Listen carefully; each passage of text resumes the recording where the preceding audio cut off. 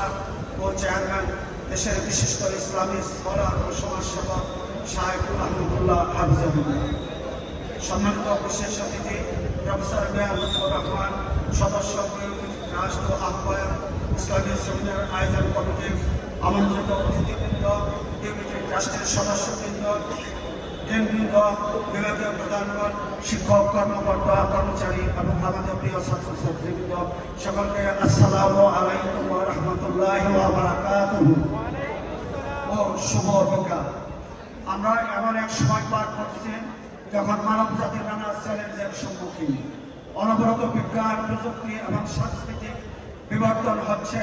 এগুলোর ব্যবহার কখনো মানব জাতির কল্যাণে ব্যবহৃত হচ্ছে, আবার কখনো ধ্বংসের জন্য ব্যবহৃত হচ্ছে। একটি দেশ ও সমাজের মানুষের কল্যাণ ও উন্নয়নের জন্য এগুলোর ব্যবহার কল্যাণমূলক হবে, এটাই সকলের প্রত্যাশা। আমরা উন্নয়ন বলতে মূলত অবকাঠামোগত উন্নয়ন বা ইনফ্রাস্ট্রাকচার ডেভেলপমেন্টে বুঝিয়ে থাকি, কিন্তু ইসলামের আদর্শের মাপকাঠিতে উন্নয়ন বলতে একটি দেশ সমাজের অবকাঠামোগত উন্নয়ন এবং সমাজের মানুষের সামাজিক ও নৈতিক মূল্যবোধের উন্নয়নকে বোঝানো হয়। উন্নয়নকে যদি টেকসই করতে হয়, তাহলে নাগরিকদের সামাজিক নৈতিক মূল্যবোধের উন্নয়নের প্রয়োজন। তা না হলে নীতিহীন দেশ সমাজ প্রতিষ্ঠা পাবে। কিন্তু আমরা স্বাধীনতার 54 বছর পরও আমরা সর্বস্তরের মানুষ এই মানবিক মূল্যবোধের উন্নয়নের প্রসঙ্গকে মনে হয় ভুলে যাচ্ছি, যার ফলে সামাজিক অবক্ষয়ের প্রভাব সর্বগ্রাসী হচ্ছে। আজ আমাদের সমাজে ঘুষ, দুর্নীতি, বিদেশে সম্পদ প্রসার, বিচারহীনতা, শোষণ, বঞ্চনা ইত্যাদি বিদ্যমান। একটি দেশের যুব, তরুণ, ছাত্র সমাজ হল দেশের প্রধান কর্মক্ষম শক্তি।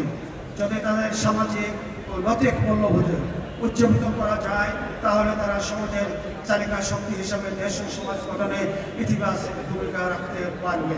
তারা নিজেদের বদলাবে, দেশকে বদলাবে এবং পৃথিবীকে বদলাবে।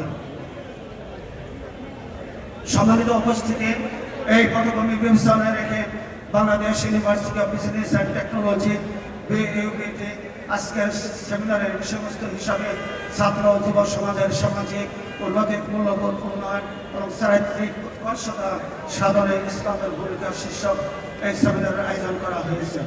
আর মুসলিম নাগরিক হিসাবে সকলের দায়িত্ব কর্তব্য হিসাবে মহান আল্লাহ তাআলা কোরআনে বলেছেন, কুনতুম খায়রা উম্মাতিন উখরিজাত লিন-নাসি তা'মুরুনা বিল মারুফি ওয়া তানহাউনা আনিল মুনকার ওয়া তু'মিনুনা বিল্লাহ।